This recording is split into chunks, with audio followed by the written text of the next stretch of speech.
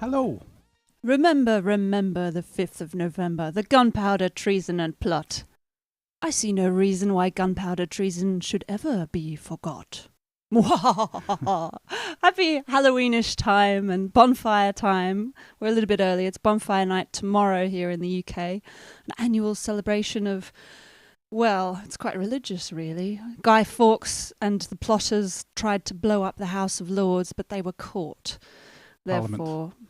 Yeah. I read it was the House of Lords. Oh, was it? Yeah. Oh, yeah. Wow. Yeah. And so November the 5th is also election. I said it right. Election day. In the US. Good luck tomorrow choosing whichever of the candidates you go for. Wow. And isn't it interesting? Because our election day was on July the 4th. Oh. Which is Independence Day. Inverse celebrations. We've got them mixed up. You guys over there, your election day is on November the 5th, where we failed to blow up Parliament.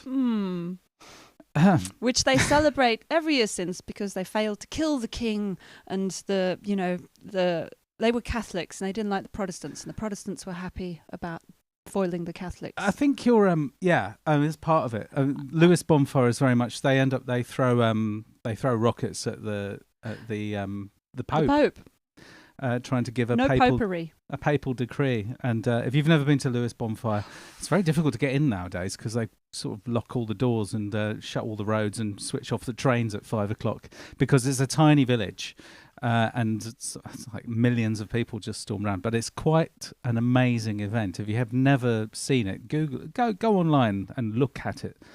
It's incredible. It's exciting. It's proper Wicker Man stuff, if you've ever seen Wicker Man. Proper. But yeah, wonderful to be here with you. I've got my fireworksy outfit on with blastoids everywhere. I just love fireworks. And we got loads of little odd bits to share with you today. I just wanted to start off the top of the show, something I learned about through my networks, is this mastered thing. It's a government subsidised sort of free to anyone living in West Yorkshire, totally free, heavily subsidised for other people who qualify. And it's courses for all sorts of, it's the government's digital skills initiative to try and get people trained up for the digital future. But there is some really good stuff there for getting into the music business and how to promote music and how to do a release, how to run a label. And there are mentors, who you can find out about. I think there's links to their profiles. Yeah, these are the mentors. And basically, it says it sort of aims to pick up where free online resources end, to get you kind of into the real world and into the industry. So I'll bung a link in the chat for anyone in West Yorkshire. Free skills training for you guys, free networking opportunities, which is great if you want to get into the industry. And if you're not in West Yorkshire, I think there's loads of stuff still available if you qualify. So I just thought I'd share that because it's useful stuff. Yeah, great. Well found. That's nice. It's always good to see some... free stuff. We've been quite busy. It's been a busy month. Things that haven't been. We might have mentioned with music. The leaks last month. We've been ongoing dealing with those and just house admin basically. So, we've got a bit of a show for you, but yeah, so, we do. What else did we do this month? We went to see Becky Becky play, which was great. A lot of friends came along, and it was really nice to see them playing for the first time in 7 years, I think. Yeah, is that right? It was really good. Do you want to see some? They had some awesome costume changes as well, and big. So there's Becky Becky. Excitement for the Antipodean that I am. They opened with a cover of the theme tune from. God, it's gone from my head. Have you ever... Round the Twist. Yeah, the theme tune from Round the Twist, which... Or Millennial Crack, as Peter called it. Did he? Yes. Apparently it was rebroadcast in the UK. But they did all these costume changes and did like quite a wide variety of songs from their catalogue as well. It was just such a great night. Good stuff. You've got a bit of video here. Do you want to see it? Yeah, they did Chemicals from their most recent release, Human Animal, which... this is just... camera audio, so just bear in mind that a little bit of a moment.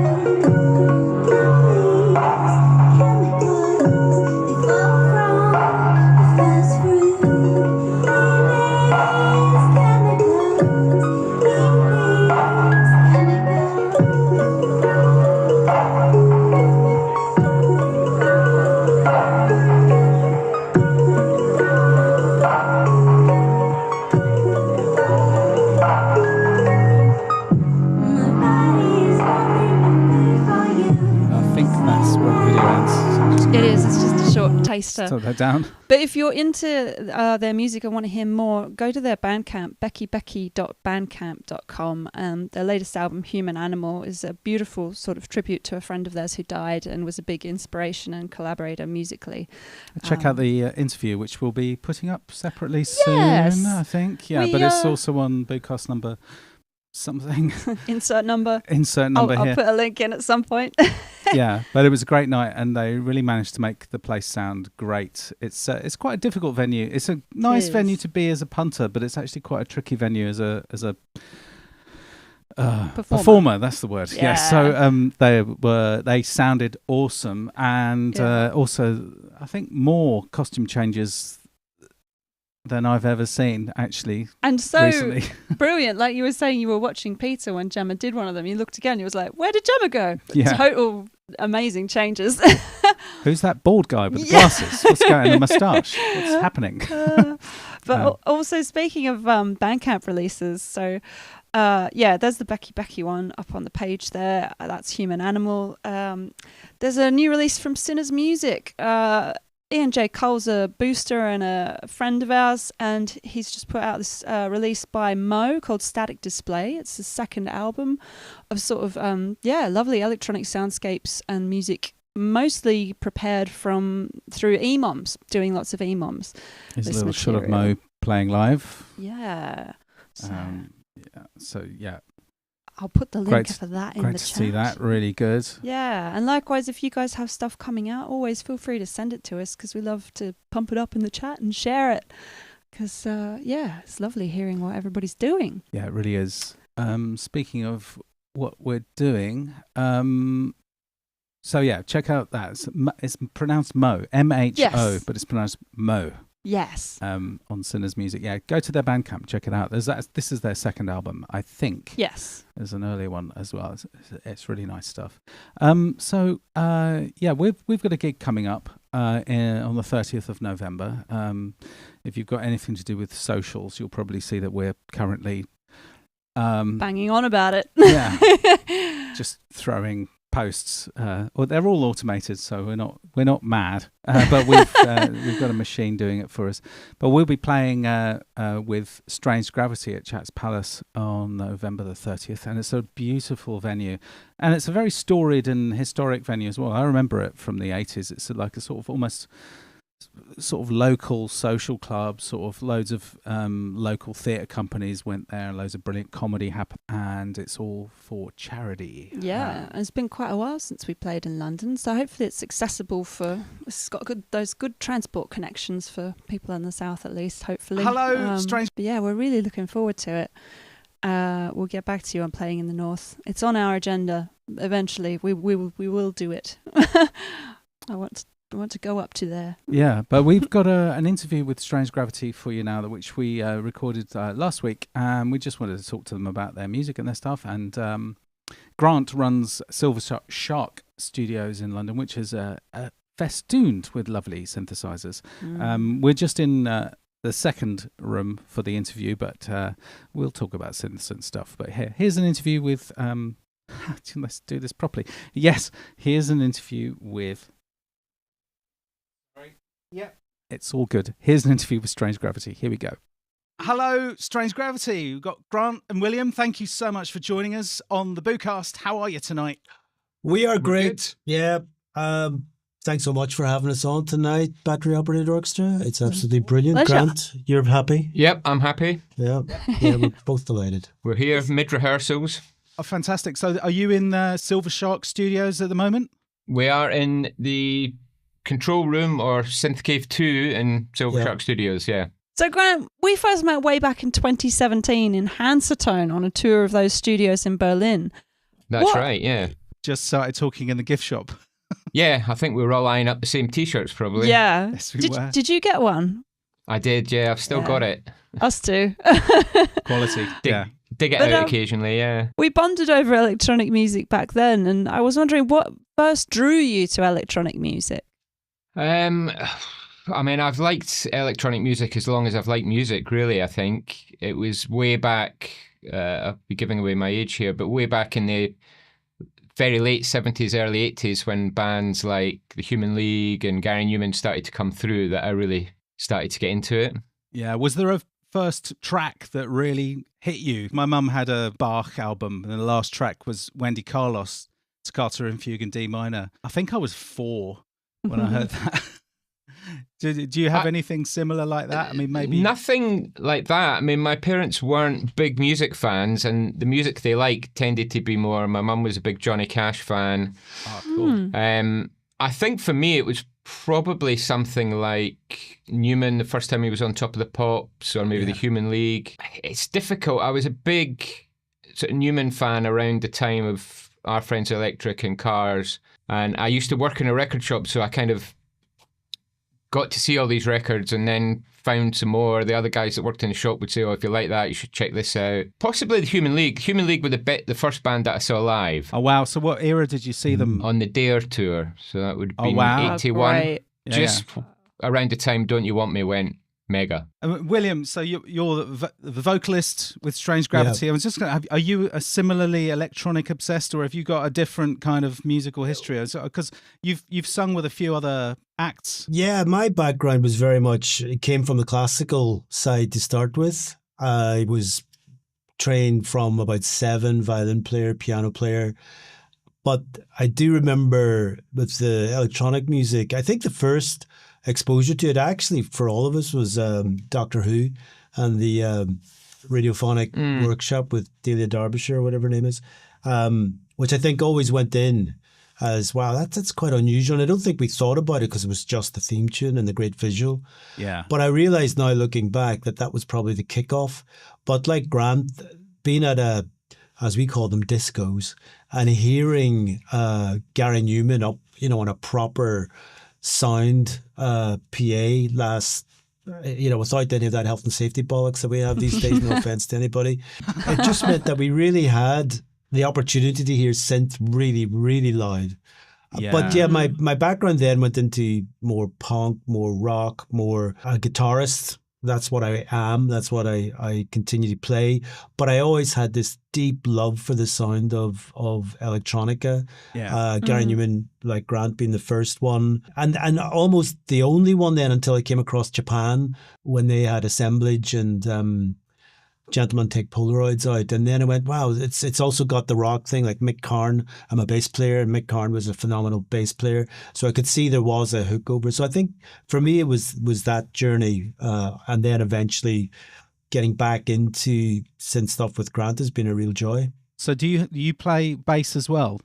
Yeah, so bass is my instrument. That's what I'd been known for.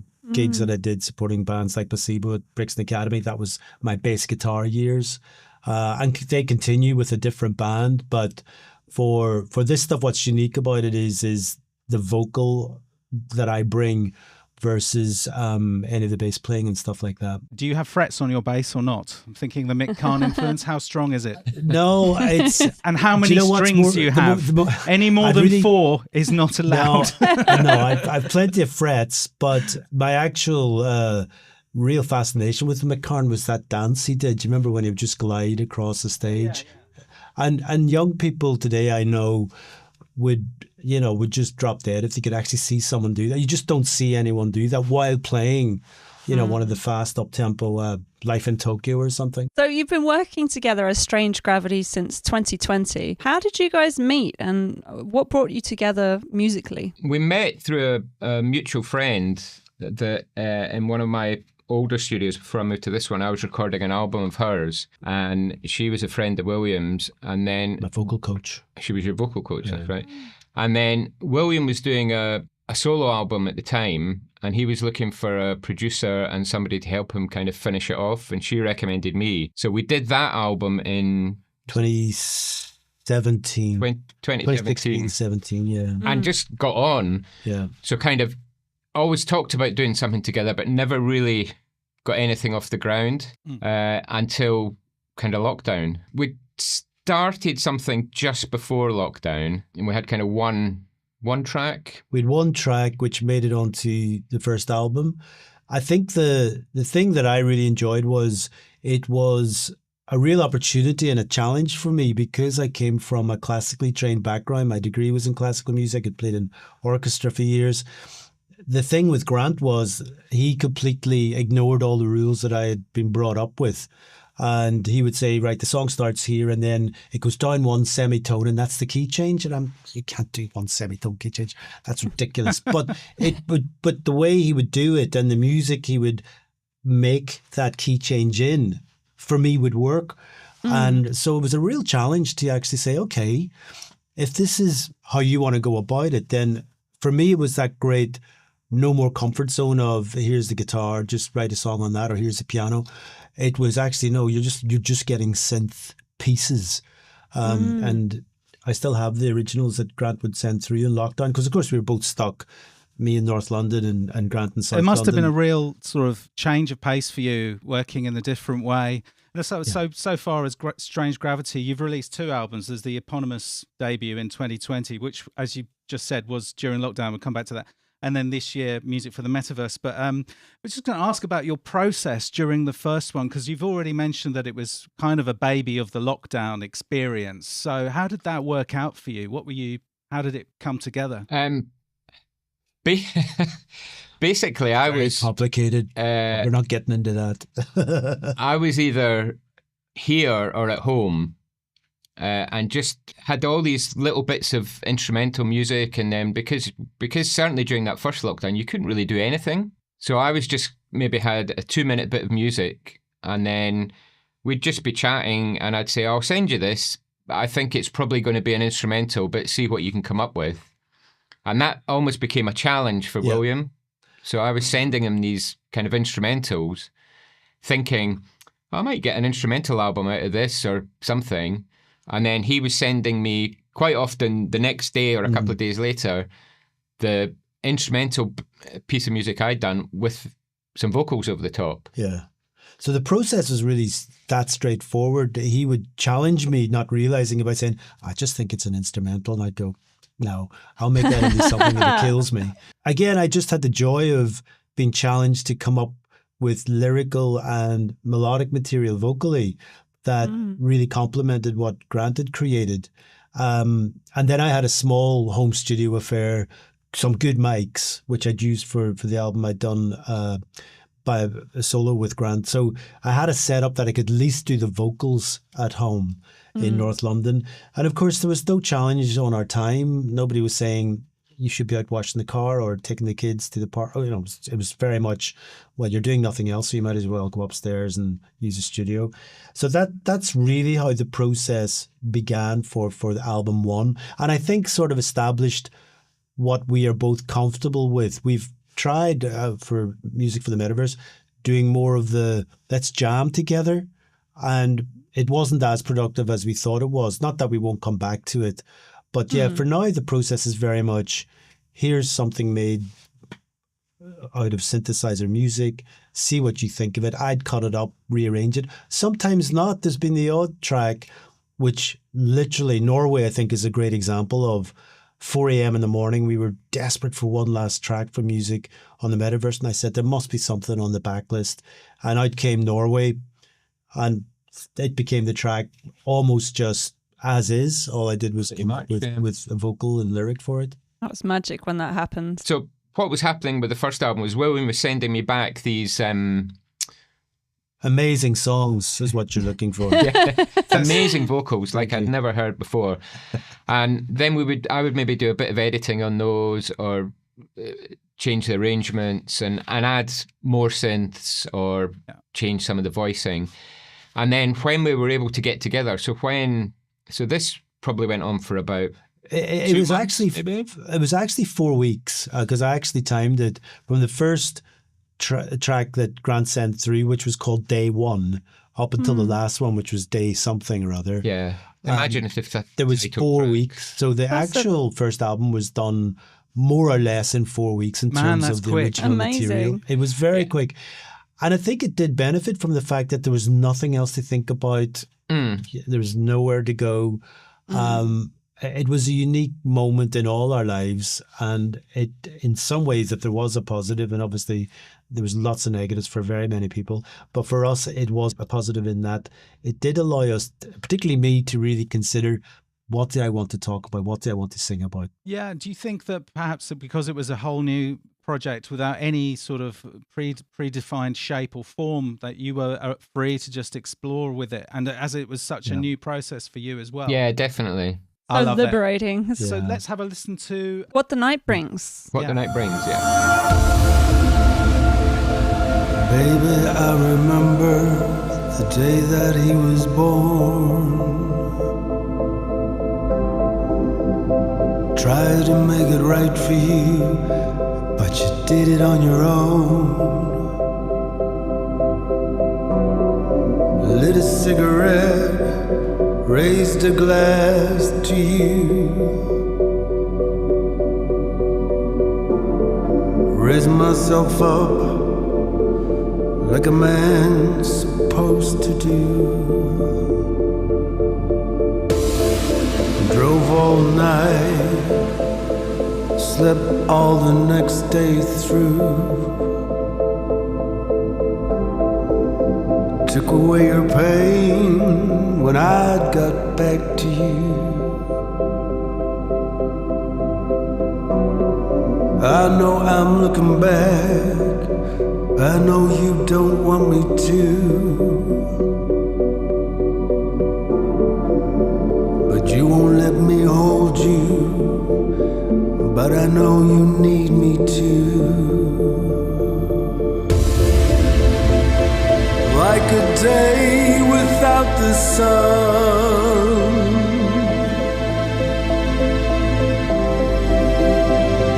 like flowers thrown out to sea.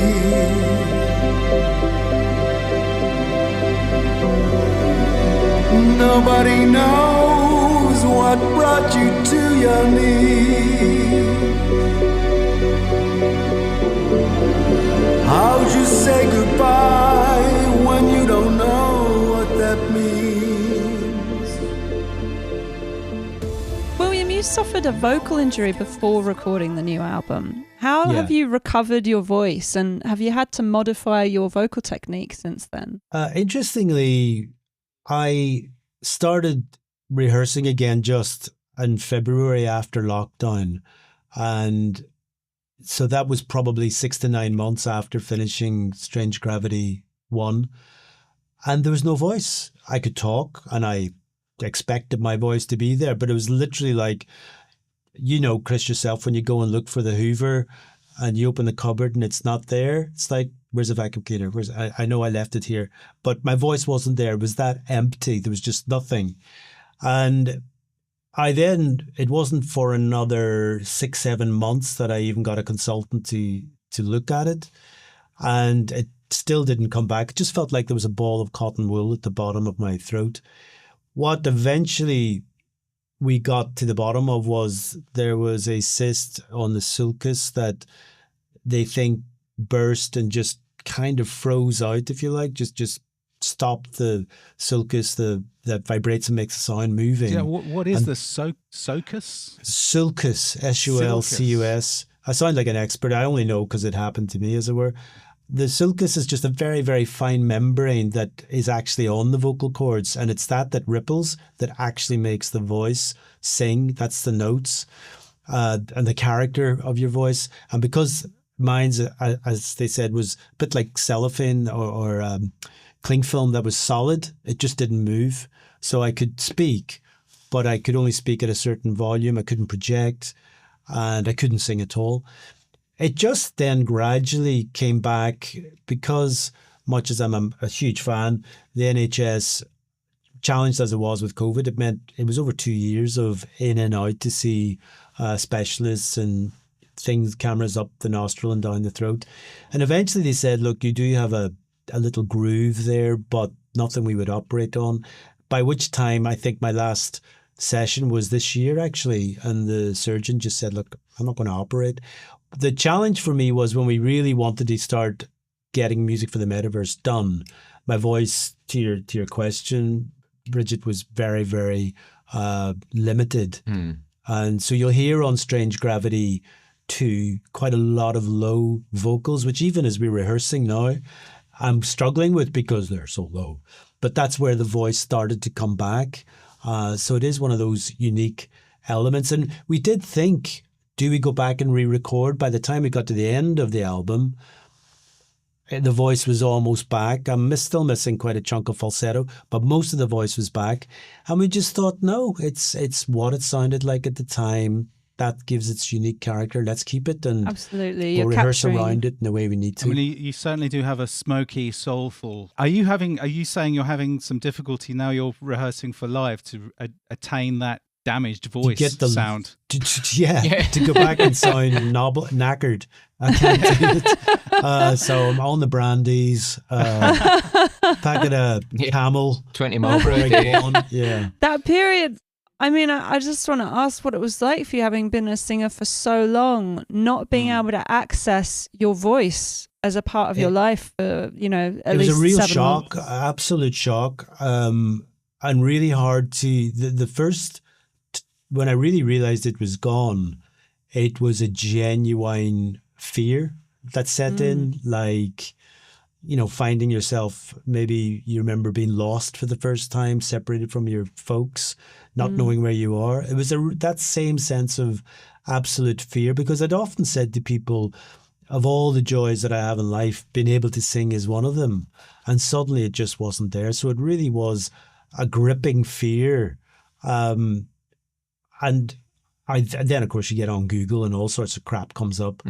But in the end, it was actually the consultant at the Whittington Hospital in London said, actually, I think because of COVID and you weren't out singing a lot and gigging a lot, you probably did your voice a favour over this period. So that was another way to look at it. Okay. Just you were able to recuperate. Yeah. I mean, it was interesting as well because we had kind of the framework of the album almost there musically, but we couldn't do any vocals. Yeah. And people were saying, when's the new album? Because it was originally our plan to almost, because we're not doing an album and then doing massive tours, it was like an album, then the following year, the next album, and, try and do one a year. And with the delay with the voice, people were saying, when's the new one coming? What's happened? And we were like, well, it will be soon, but we've just got to wait. Yeah. Oh, that's difficult. So once you got the voice all together and you started working, was the second album the same plain sailing? Was it 4 weeks, the first album? Obviously, minus the medical emergencies. Was it a different experience? Was it the difficult second album? It was, I think. It really was. It was that difficult second album for a number of reasons. I mean, not least the fact that obviously we were out of all of the restrictions that were there in the first album were gone. So I was trying to get the studio back up and running and had all the stuff associated with that going on. William obviously had work and family and everything. So it was very difficult to almost say, right, we're going to dedicate 4 hours a day to just doing this. And then with the vocals not being there, that kind of delayed things. And then I am also terrible for tinkering. So what was happening was we had a song that we were happy with musically, but because we couldn't put a vocal on it or couldn't get the vocal finished, I would then get a day free and would start playing with it, and it would turn into something different, or it would completely change. Wow. And then William would come down and go, what have you done? I've written the vocals to this. Let's go back. Do you have a problem with finding when to stop, Grant? Yes, I do. Does William help?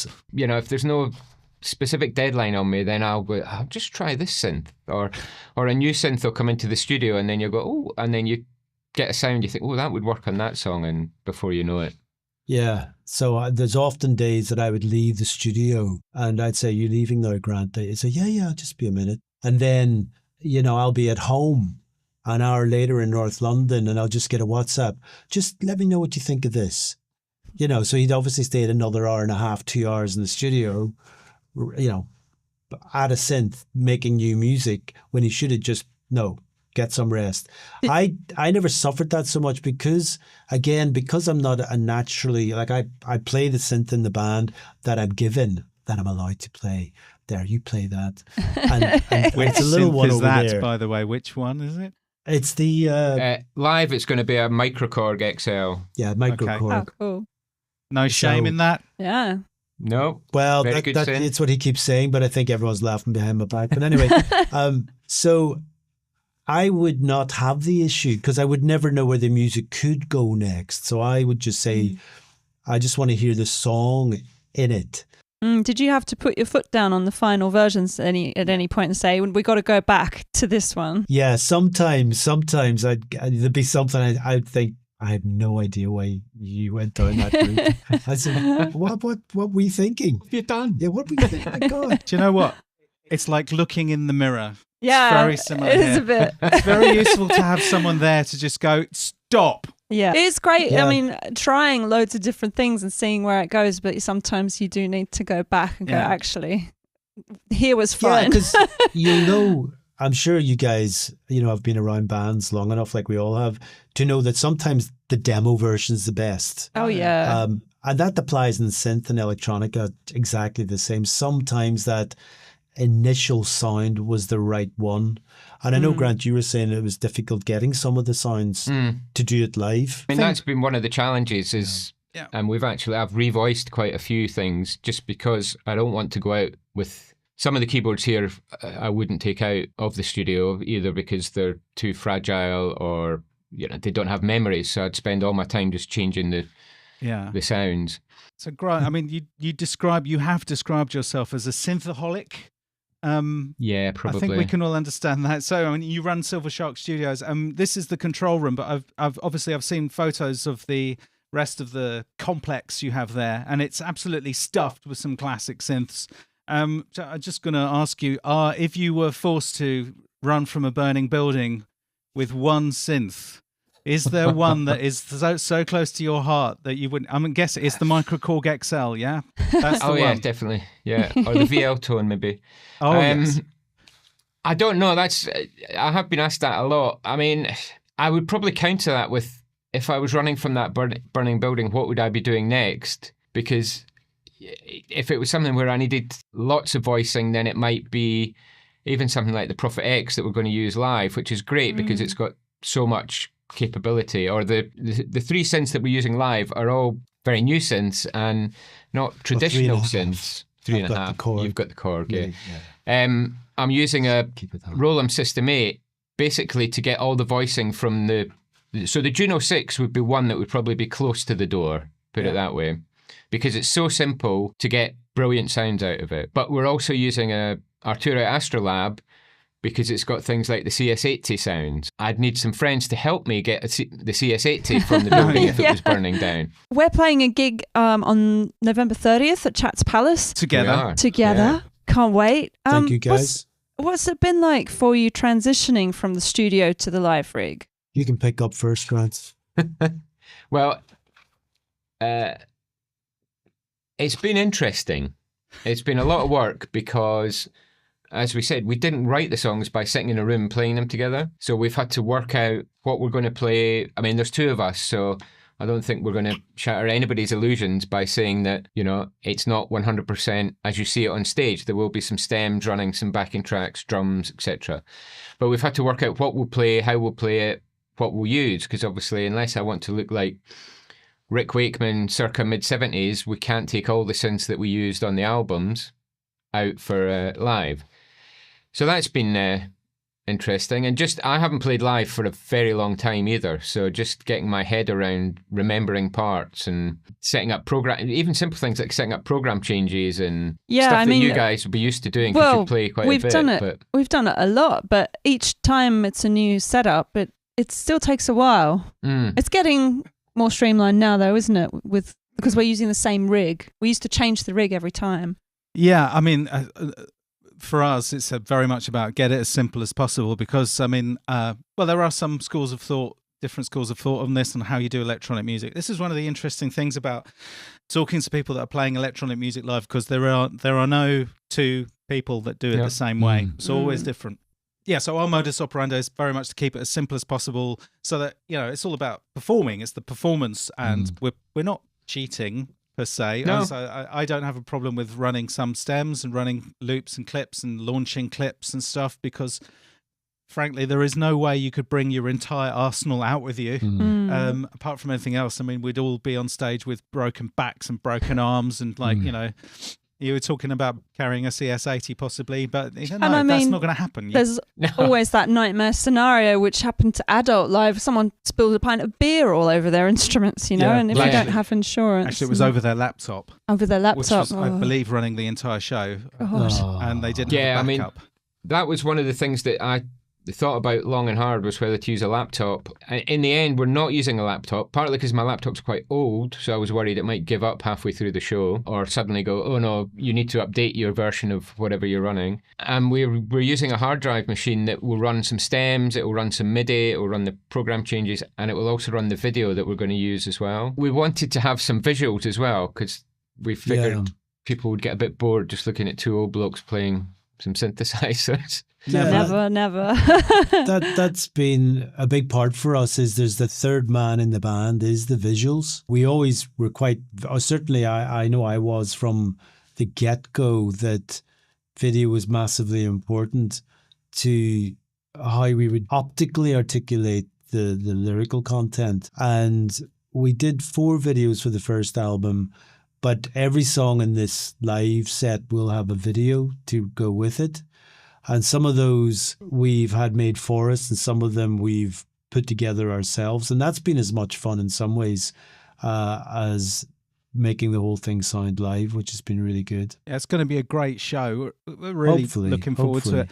Tickets are selling really well. Before you move on, I'm interested to know, what is this device that is managing all those functions?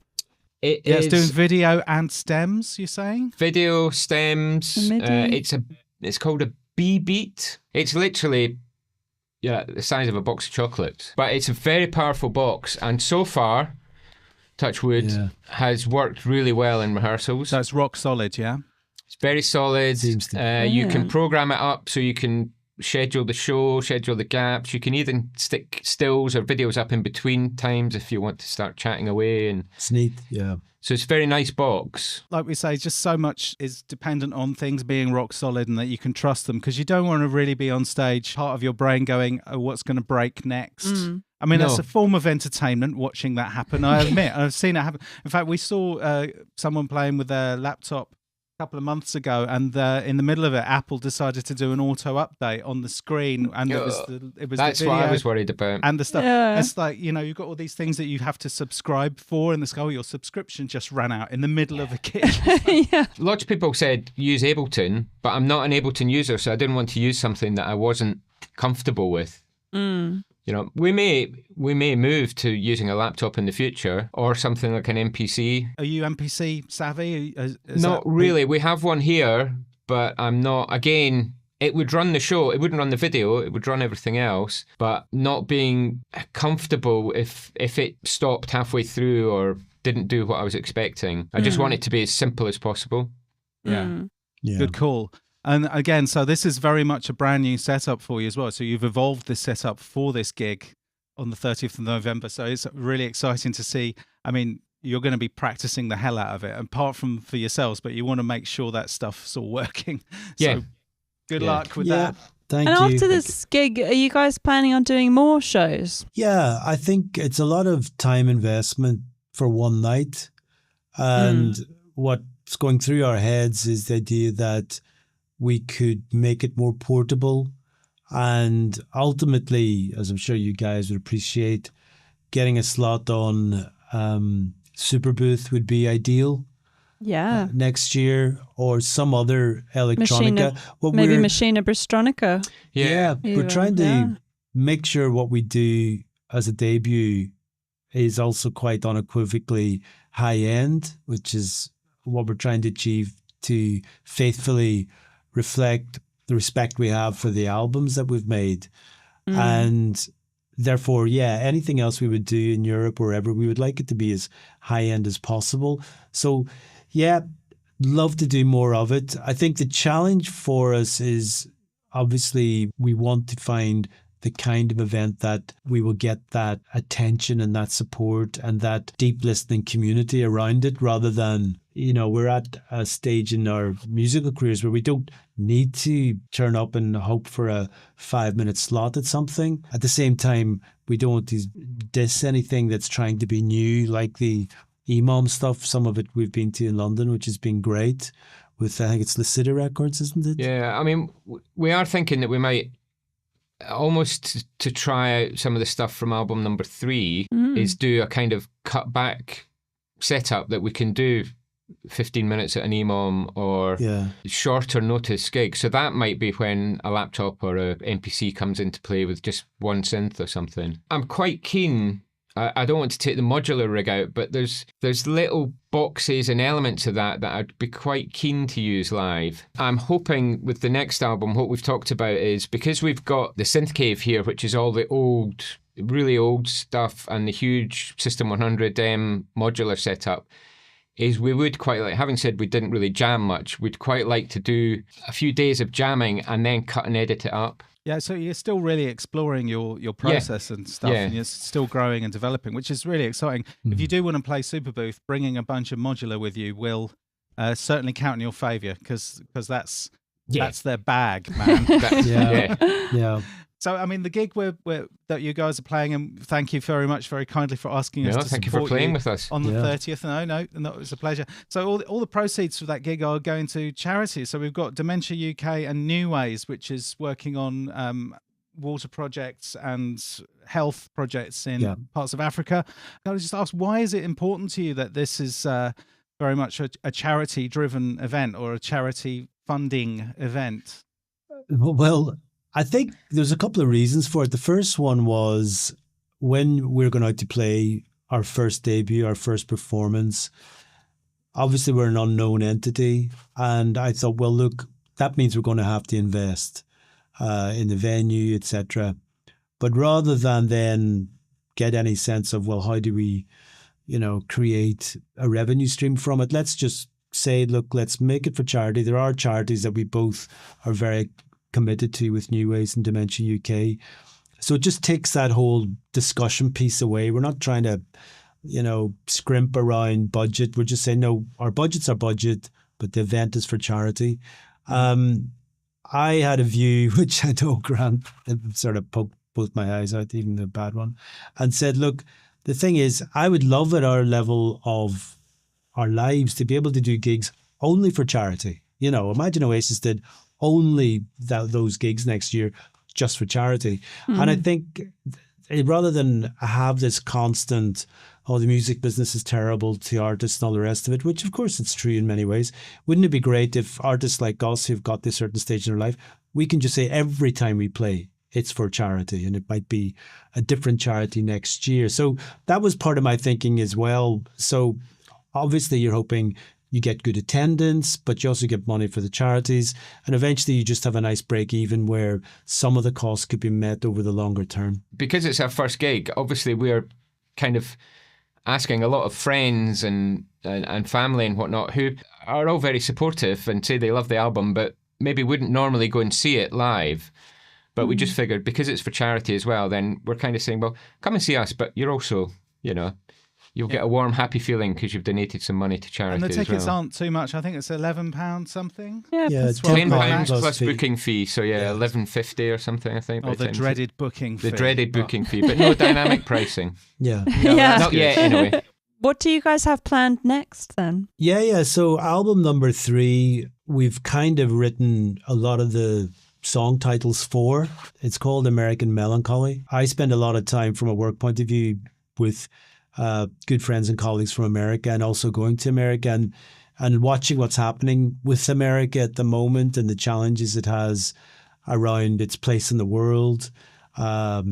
It's just interesting that I thought actually there's quite a melancholy about America, but when I said that to some American friends, they all got the hump and said, there's no such thing, Americans aren't melancholic. And I went, you've just sort of proved the point. So it's really trying to, in the same way, music for the metaverse, lyrically, I really wanted to put people inside a metaverse experience, immersive experience. And obviously, if we had lots of budget, we'd do lots of different things around that. But it was to take them outside of the here and now and put them in something that they can then draw back from after the album's finished. With American Melancholy, it is really trying to put a mirror up to some of the things that we all are asked to pay attention to about America.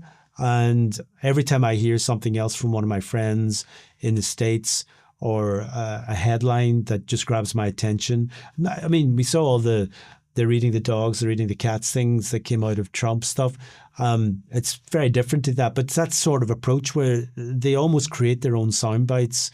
And so that's what the next album is going to be. And I think I'd love to get to that third album. And I always knew once we started really getting seriously behind the first album, I thought this is definitely going to be a 3-album journey at least. So an album for interesting.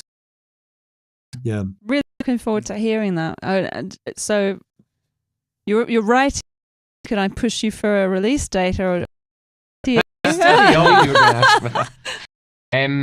Sometime next year, perhaps. Yeah, hopefully, maybe towards the end of next year. So if anyone wants to listen to you, where should they go?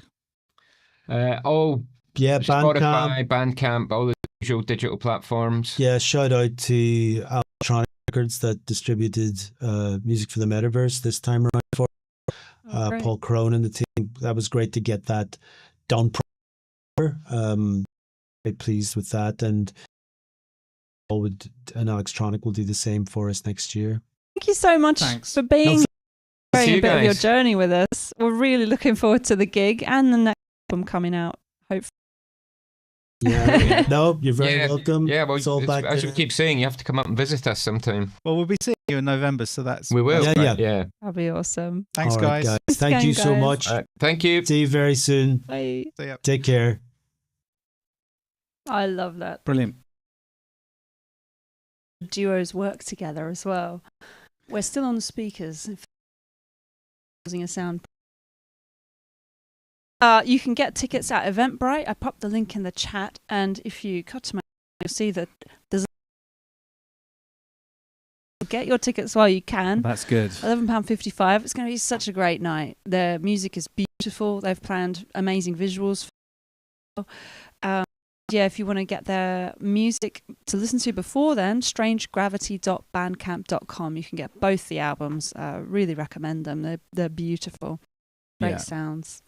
Yeah, in the chat mentioned the Scott Walker vibes for the vocals. Yeah. So I totally concur. There's a Bowie. What if David Bowie and Scott Walker?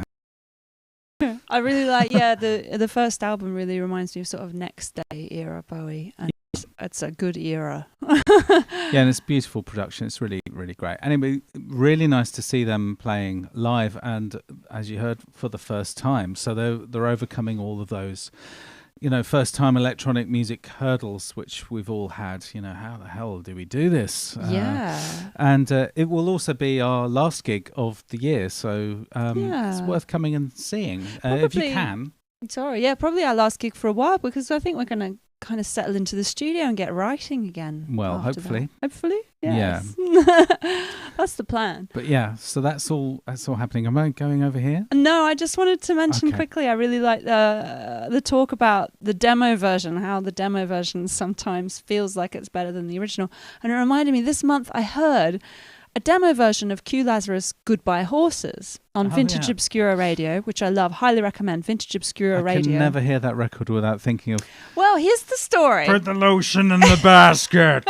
Well, here's why. So what happened was Q Lazarus was working as a cab driver, and Jonathan Demme, I think. Was in the cab. Q Lazarus put on the demo version of that song. Oh, God. And Jonathan Demme used it in Married to the Mob and then Silence of the Lambs. That's the music for our mass murderer. Well, no, it was in Married to the Mob, but he liked it so much he used it twice. Well, the same song, in Goodbye 2 Horses. films, yeah. It's a great song. It's beautiful. It's brilliant. It's got a really, one of those bizarre hooky synth lines. I wonder what makes that sound, actually. It's very characterful. Oh, and the vocals. The guitars have got a sort of delay with a load of vibrato plugged in. So, boom, crying over you. like that. Oh, it's great. But yeah, demo versions. Have to recommend Vintage Obscura Radio. If you don't know it, it's a free radio station and they just play. It's based on a Reddit thread where people find music that's over 20 years old, has under 20,000 plays on YouTube, and it's all sorts of weird undiscovered gems from all over the world. I just love it. They do like, you know, city pop hour or reggae hour or punk hour, and yeah, it's great. Yeah, Vintage Obscura is wonderful. If you don't know it, go check it out. It's online. It's streaming all the time. All the time. And it lets you download the tracks. It does. I don't know how that works. Grab them. I don't know how that works yeah, either. Probably not right. Another person heading for jail, probably. But it's great. I will share another thing. Speaking of live performances, Andy and Grace, who were our wonderful guests last month, did a performance at Machina Bristronica just after that interview, and it is brilliant. They've released it on Bandcamp. You can download it at andyandgrace.bandcamp.com, but you can also watch the show on YouTube. They've put up the whole live stream there, and you can enjoy the liveliness of the chat with the vibe of the night. It is brilliant. We were tuning in as well. It was really, really lovely. Yeah, Machina's Bristronica, sadly we couldn't make it, but it did look really good as ever. Yeah, wonderful stuff. What else was I going to share? Lots of things. Yes, Bristronica. Discord. So we had a couple of questions on Discord. We have a Discord, which you can see there on the thing. Chris was asking how people get through creative blocks, because we were talking about that on the last BOOcast. Yeah, that was for the last one. I thought I'd throw out some feelers, and we got some lovely replies from Izzy Monkey. Really nice one from Izzy Monkey, who says, I lean into hacking my brain to get into the 4 stages of flow: struggle, release, flow, and recovery. And Stephen Kotler has done a ton of research onto the neurochemical underpinnings of this, and here's a list of individual and group triggers, and there's a video. So if you're feeling stuck, check out that system, because I love all different ways. There are so many ways for coming unstuck and finding your flow, and I really like this one because I hadn't come across it. And Chris and Izzy Monkey talk about that and go into all sorts of other things on the Discord, which you too can enjoy at bit.ly/BOOdiscord. There was another one. What was it? Gary G had a question. I'm not sure which thread it's in, but he said he was listening to Yesterday, Tomorrow and You, our second to last album, on headphones, and had assumed that the voices on World Over were mellotron or samples, but now wonder if it's your voices. And it is. Well, yes, it is, yes. I mean, I got you to sing all the notes in all the chords that were coming out, just and then I basically played your voice like a mellotron. We created a virtual heavenly choir of Bridget's. We did. Yes, we did. Did you do some notes as well? Well, I'm singing on that one as well. Yeah, but did you do some of the held notes? No, that's all you. Just me. It's all you. Well, that works. It was in balance. Yes. So join the Discord. It's really nice to talk about creative process and share stuff. You can share events as well that you've got coming up if you're trying to drum up some, get people involved. Share remixes of our stuff, which you can get stems for via Bandcamp as a booster. Boosters get access to loads of extra stuff, from stems to demo versions, unreleased EPs, free downloads, cocktail recipes, other bonus Boo creations. You can see there are a lot of releases there. Yeah. And of course, you get all our new releases as soon as they come out. You get 10% off merch, exclusive merch, special booster mug, which only boosters can get. So it's really worth going for just a measly $3 a month, I think it is. Yeah, that's right. I'm also I'm considering we're going to probably wipe the entire the stems folder. The stems folder and refill it. I'm toying with the idea of refilling it with all the stems for the last album, Compulsory Games. And so if you want those stems, go and get them now. This is just an embryonic idea. But I would very much like to bung all of the last album up and make it available to everyone to remix. That'd be wonderful to hear. Possibly we could, if we get enough, we can bung it out. Yeah. Bung out all the remixes, because it's always really nice to hear what you do with it. Speaking of bunging stuff out, actually, I forgot to mention this. We got our first sample clearance. Because, we did our Service Economy Mr. Humphreys mix, which includes a little sample from I'm Being Served, just the cash register at the start. And probably the words. And the words, yes, of course. And for sample clearances, it can be a bit sort of mysterious. What do you do to get a sample cleared? Basically, you have to find the publisher and the person who owns the rights in the composition and just contact them. And it feels like sending a message off in a bottle, but after a month and a half, we did get a reply, and they said, yes, that's absolutely fine. Here are the terms. And who was it that cleared it? BMG. But they did say, did you get clearance for the other half from so-and-so? And it's like, oh, I didn't know we had to go to so-and-so, so the other half still has to be done. Okay. But it can be done if you're looking to clear samples. I find it quite entertaining to get clearance for a sample from a British comedy show from the 70s. Yeah. An email coming from LA.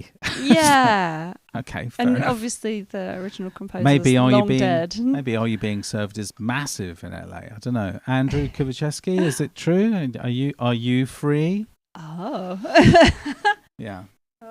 But anyway, yeah, you two can clear samples for your music. Absolutely. Fantastic. And I just wanted to share, Gary Aylward shared that when he was a kid, he was in a marching band and they were a part of the Lewis Bonfire Parade as children. Oh my It was words. That's amazing and scary in equal measure. Fantastic. Well, I can vouch, having experienced it for the first time when I was in my late 20s, it was terrifying and awesome. Well, New Haven truly awesome. New Haven has its own bonfire society now, and they march past our house. Yeah, it's great. On bonfire night, and that happened not last night, but the night before. There's something about people marching solemnly with beating drums and holding sticks of burning torches and fire. Dressed up, and they all look very serious about it. Stirring. It's amazing. It's good stuff. I like these local traditions. Yeah. It's very local.